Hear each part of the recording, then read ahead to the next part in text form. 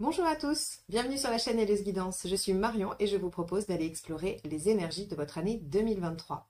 Pour ce faire, on va utiliser un tirage de roue astrologique qui nous permettra d'explorer domaine par domaine la tendance de votre année. Je vous proposerai également dans une seconde vidéo qui sortira aux alentours du Nouvel An un tirage mois par mois pour l'année 2023 également. Afin de ne pas la rater et de pouvoir être notifié de sa sortie, je vous invite à vous abonner et à cliquer sur la petite clochette des notifications. Je vous laisse avec votre tirage, à tout de suite. Alors les poissons, allons voir ce que vous réserve cette année 2023.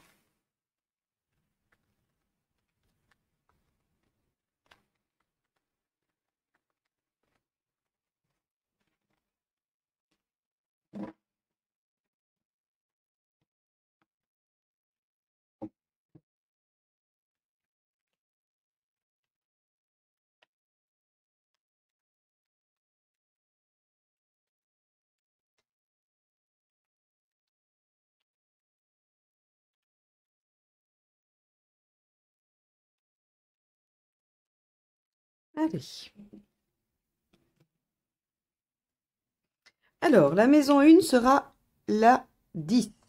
La maison 2, l'amoureux. La maison 3, l'empereur inversé. 4, le diable inversé. 5, le pendu inversé. 6, l'étoile. 7, le mât. 8, l'impératrice. 9, l'arcane 13 inversé. 10, le jugement inversé. 11, la papesse. Et 12, le chariot inversé. C'est une année qui va vraiment marquer un nouveau départ, très clairement. Ce qui me permet de dire ça, c'est la roue en 1. Déjà, vous êtes dans l'envie d'amorcer un nouveau cycle. Dans la maison 7, vos rapports aux autres, il y a une nouvelle aventure, il y a un nouveau départ qui s'opère. Dans la maison 5, on a du déblocage. Dans la maison 10, on a encore une fois de l'innovation, de la nouveauté. Donc, on a vraiment une année qui est marquée sous le sceau de la nouveauté, nouveau départ, nouveau cycle, nouvelle aventure. Donc là, s'il n'y a rien de nouveau dans votre année 2023, les poissons, c'est qu'en fait, vous vous êtes trompé de date de naissance. Il n'y a pas d'autre raison ou d'autre solution. Allez, du coup, on va aller regarder un petit peu domaine par domaine, hein, mais très belle année, pleine de mouvements. Alors, cette fameuse maison 1, hein, dont je disais, voilà, vous êtes dans un nouveau cycle. La maison 1, elle va représenter votre état d'esprit et également aussi la meilleure façon d'être en 2023 pour traverser l'année du mieux possible. Hein. Il y a toujours un peu un conseil caché aussi dans la carte qui vient dans cette maison. Donc, on vous dit que vous êtes prêt à saisir les opportunités, que vous êtes prêt à suivre le mouvement, à vous adapter, à changer ce qu'il y a à changer. Vous êtes dynamique et aussi un peu, il y a de l'ambition, hein, parce qu'il y a du mouvement et il y a vraiment de l'envie d'avancer avec la roue. Donc, on vous dit, bah, de toute façon, vous avez envie de changer des choses et il faudra être prêt à saisir les opportunités qui se présenteront et il y en aura. Il y en aura, ça c'est sûr. La maison 2, elle, qui nous parle de vos avoirs, de vos biens, de votre argent, de vos ressources sur un plan matériel. Et elle va aussi nous parler de vos talents, de ce que vous avez à développer. Alors ici, avec l'amoureux, on vous dit qu'il y aura des choix à faire parmi des questions matérielles. Alors des choix d'investissement, des choix de dépenses, des choix... peut-être que vous aurez à faire des choix de vie aussi, hein, de lieu de vie. Quoi qu'il en soit, très concrètement, vous aurez des choix à faire dans votre vie matérielle. Et sur le plan de vos ressources à développer, ce que l'amoureux vous dit, c'est qu'il va falloir que vous appreniez à suivre votre cœur, à faire des choix qui sont animés par ce qui vous plaît, ce que vous aimez, ce que vous avez envie de faire. Et vous allez aussi apprendre à développer votre capacité à vous sentir bien, votre bien-être personnel et intérieur. Donc cette maison-là, elle est très importante, elle est très jolie, très belle. Et elle nous dit que vraiment, vous allez pouvoir finalement vous imposer et que même dans vos choix, on va dire, pragmatiques, dans vos choix sur les ressources, sur vos biens, eh bien, il faudra faire des choix de cœur également. La maison 3, c'est votre intellect. Alors, votre intellect, votre façon de communiquer, vos relations avec les pairs, enfin voilà. Mais alors avec l'empereur inversé, je suis pas très étonnée. C'est pas une carte forcément négative, elle dit juste que tout est un peu chamboulé, que les bases sont modifiées. Mais j'ai envie de dire, c'est pas étonnant. Avec tout ce qu'il va y avoir de nouveau dans votre vie, les poissons, en 2023, il y a de quoi être un petit peu déstabilisé, avoir peut-être un peu d'incohérence dans la communication, parce que il y aura peut-être des choses de vos anciens schémas qui vont encore être là, et puis des nouvelles choses, et donc on va avoir comme ça un petit peu cette situation j'allais dire, bancale, mais bancale dans le sens pas encore restabilisé, hein. Quand on change les choses, il y a une phase, il y a une transition. C'est d'ailleurs toute la philosophie du 6 d'épée qui dit que quand on n'est plus arrimé à la rive A et qu'on n'est pas encore accroché à la rive B, il y a un entre-deux un peu incertain, un peu chaotique. Et c'est cet empereur inversé qui nous dit qu'il y a de l'inconstance, qu'il y a des choses qui sont pas ancrées, qui sont pas encore bien stabilisées. Et donc, dans votre intellect, ça va peut-être faire un peu de doute, hein, c'est-à-dire que vous allez vous décrocher petit à petit des anciennes choses pour aller vers les nouvelles, et vous ne serez pas forcément constant dans votre façon de penser et de réfléchir à cette situation.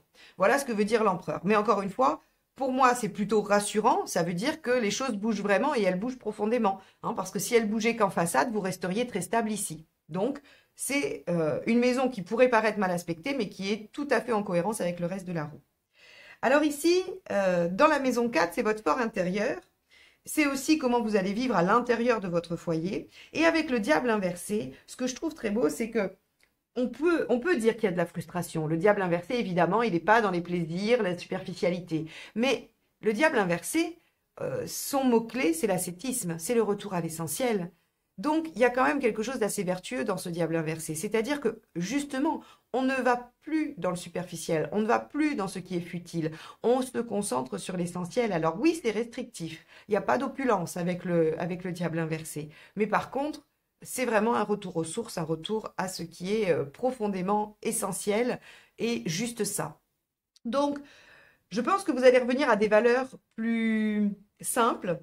Ça ne veut pas dire que vous n'aviez pas des valeurs simples avant, hein, mais il va y avoir un tri. Il va y avoir un tri dans ce que vous avez envie de réaliser, dans ce que vous avez envie de faire, d'où les choix. Hein, les choix sur le plan matériel, sur le plan pratique, mais également sur le plan de vos ressources. Qu'est-ce que je choisis de développer? Donc ici, comme on a des choix, on a du tri, et on revient à quelque chose de beaucoup plus épuré, de beaucoup plus central, et donc sur le nécessaire, hein, sur ce qui est primordial. C'est assez intéressant, parce que même par rapport à vous, finalement, il y a cette recherche de ne vibrer que sur ce qui compte. Donc moi, je trouve cette carte extrêmement positive à cet endroit-là. La maison 5 qui va représenter alors à la fois vos amours, à la fois vos enfants et vos loisirs, et en même temps cette façon que vous avez de vous exprimer, hein, cette façon dont vous avez de vous montrer, c'est votre créativité. Et la créativité, c'est le soi intérieur qu'on montre aux autres.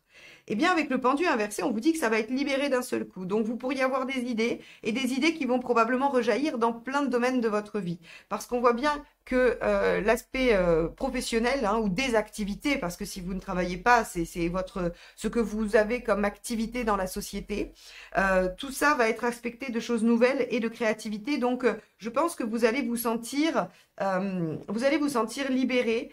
Et je ne peux m'empêcher de le mettre en lien avec ce diable inversé qui nous dit qu'on revient à l'essentiel. On enlève des couches de quelque chose qui devait probablement bloquer cette créativité, vous empêcher d'innover.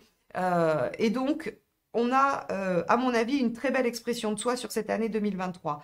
Si vous aviez des problèmes avec vos enfants, ça se débloque, des solutions arrivent. On ne sait pas trop d'où, hein, c'est le principe du pendu inversé. On ne sait pas trop d'où viennent les solutions, mais elles sont là. Et finalement, on est bien content de les avoir. Donc, on a des choses qui se débloquent. De la même façon, si vous étiez célibataire, si vous vouliez avoir des relations amoureuses différentes de celles que vous avez jusqu'à présent, là encore, les solutions arrivent, les choses se développent et se débloquent. Donc, on a encore une fois une très belle maison 5 qui favorisera tous ces domaines et qui débloquera toutes les activités liées à la maison 5. Hein. Donc, je répète, votre créativité, votre expression personnelle, vos loisirs, vos enfants et vos amours. Donc, très très belle maison. La maison 6, qui elle va nous parler de votre quotidien, de ce que vous faites tous les jours, de votre façon de rendre service, de comment vous faites votre travail, de ce qui peut se passer. Eh bien, avec l'étoile, on voit qu'il y a plus de spiritualité dans votre quotidien. Il y a plus de douceur aussi, parce que l'étoile amène cette douceur, amène cette bienveillance, amène aussi encore encore de la créativité. Donc, on a vraiment quelque chose qui se débloque. Hein, et je le mets vraiment en lien avec ce diable qui vous fait revenir à l'essentiel. Et je pense que vous connectez vraiment avec vous. Donc, dans cette maison 6, on a quand même des choses qui vont s'adoucir, qui vont se régler aussi. Et des opportunités, puisque l'étoile, c'est aussi la chance. Donc, il se peut que vous ayez un coup de bol. Alors, par exemple, si vous cherchez un logement, vous aurez des choix à faire parce que vous aurez des opportunités. Hein. On voit bien ici qu'il est tout à fait possible que vous ayez, si vous souhaitez déménager, que vous puissiez le faire, parce qu'en plus, on a une dynamique de mouvement hein, qui peut très bien s'interpréter comme ça. Et donc, on peut avoir de la chance sur des investissements, sur des achats de foyers, des choses du quotidien. Donc, encore une fois, une maison très bien aspectée. Vous avez un tirage merveilleux, les poissons. Hein. Vous devriez avoir une année 2023. Si l'année 2022 a été mauvaise, vraiment, vous allez être heureux de traverser 2023. Dans la maison 7, avec le mât, on a vraiment un nouveau départ, mais un nouveau départ innovant. C'est-à-dire, donc la maison 7 représente votre partenaire de vie si vous en avez un, ou celui que vous allez avoir si vous n'en avez pas encore, ça peut représenter l'associé et c'est aussi votre façon d'être avec les autres, d'être en relation avec les autres. Et donc avec le mât, on a cette notion de nouveau départ, de nouveauté, d'innovation là-dedans. Donc si vous êtes en couple depuis longtemps, vous pouvez espérer qu'il y ait quelque chose de nouveau qui vienne s'injecter dans votre relation. Et pourquoi? Parce que vous reviendrez à l'essentiel et que les problèmes se débloquent. Vraiment, ça c'est très lié à ces deux maisons. Donc, vous pourrez espérer quelque chose d'un souffle nouveau, d'une nouvelle aventure, de quelque chose qui vient en tout cas se faire différemment par rapport à l'habitude. Si vous étiez célibataire, visiblement vous rencontrez quelqu'un et vous allez vers une nouvelle aventure. Encore une fois, il y a une nouvelle page de vie qui s'ouvre, donc ça c'est très bien. Et si vous aviez des relations un peu difficiles, eh bien dites-vous qu'elles vont se modifier parce qu'avec le mât, comme je le disais juste avant, il y a toujours cette notion d'innovation, de nouveauté. On ne fait pas comme avant. C'est pas juste le recommencement, qui pourrait parfois être un peu symbolisé par la roue de fortune, qui fait que les cycles reviennent régulièrement, mais on ne vient pas forcément les modifier. Là, avec le mât, on repart sur quelque chose de radicalement nouveau. Donc, si vous aviez envie de changer votre façon d'être avec les autres, eh bien, c'est ce qui va se produire, c'est ce qui va se passer. Et comme on débloque avec la maison 5 votre façon d'être, forcément, ça modifie comment vous êtes en relation avec les autres. Et il faudra peut-être être un petit peu aventureux dans vos relations aux autres. Mais en tout cas, encore une fois, très belle maison. La maison 8, qui va être vos envies, vos pulsions. Voilà, ça va représenter un petit peu ce que vous avez, votre instinct. Hein, et votre instinct va être à reprendre le dessus. Je pense qu'encore une fois, cette année va vous permettre de reprendre le dessus sur pas mal de choses, sur pas mal de situations, et vous placer en position de force, en position de maîtrise. L'impératrice, elle mène les choses, elle les dirige, elle les organise. Et en plus, elle est également créative. Je pense que si vous avez envie de réaliser un vieux rêve, quelque chose que vous avez envie de faire sortir de vous, ça va être la bonne année pour vous les poissons. Hein, parce que l'impératrice, elle crée ce qu'elle a envie de mettre en œuvre, elle l'organise, elle le met en place vraiment. Donc ici, vous allez avoir cette impulsion qui fait que vous avez envie d'être aux commandes de votre vie. Donc ça, c'est assez important.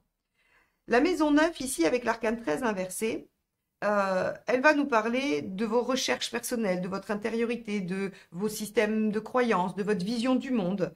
Et j'aurais tendance à dire que vous avez une vision du monde en mouvement. Vous voyez bien que les choses sont en train de changer. Alors, plus ou moins rapidement. Mais l'arcane 13 inversé, c'est la transition, c'est le changement lent, sans douleur. Alors, c'est une question qui va se poser. Est-ce que vous avez envie de faire ces changements pour ne plus souffrir? Est-ce que vous faites ces changements en douceur?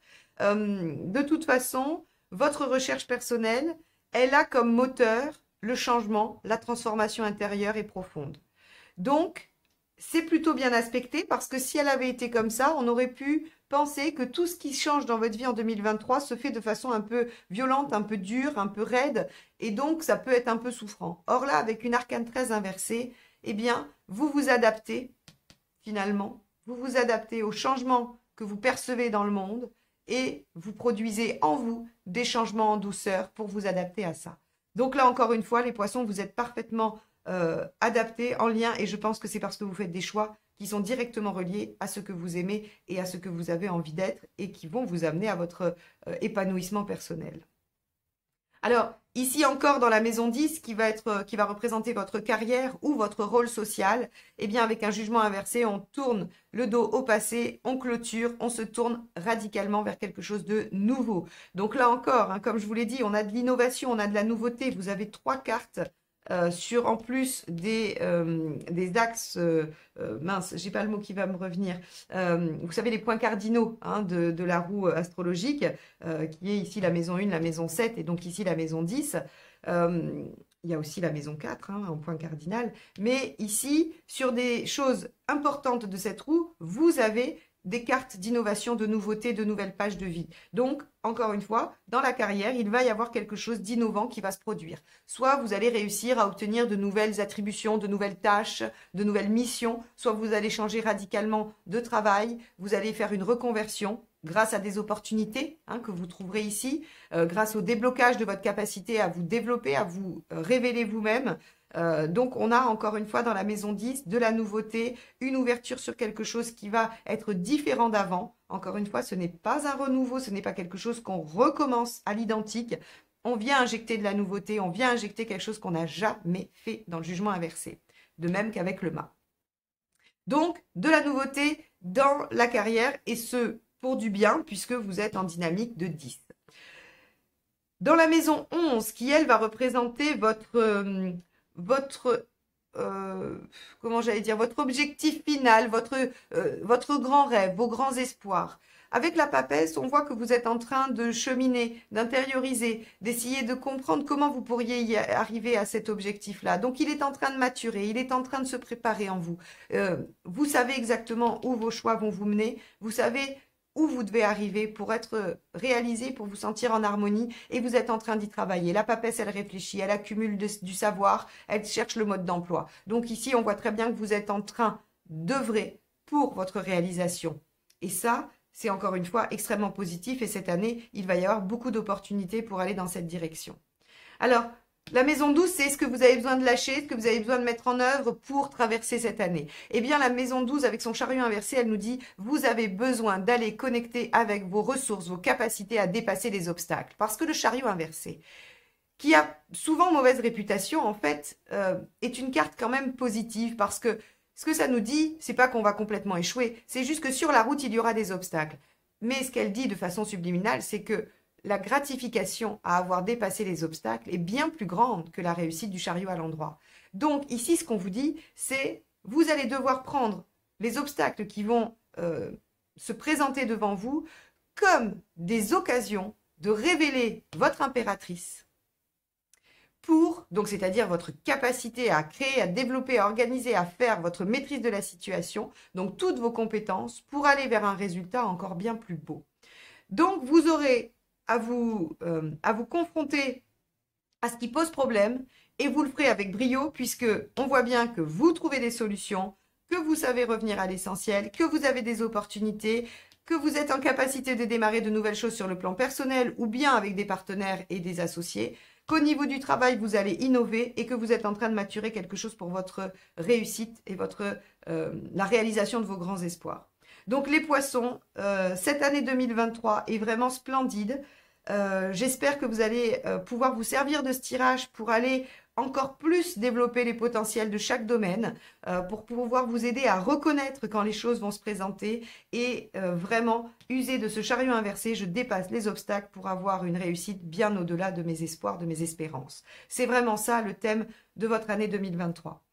Eh bien, écoutez, je vais m'arrêter là. Je vous souhaite vraiment cette très belle année 2023 et je vous dis à très vite pour la deuxième partie de cette vidéo. Et n'oubliez pas d'aller regarder vos vidéos de votre signe ascendant et lunaire pour un peu plus de précision. Je vous dis à très bientôt.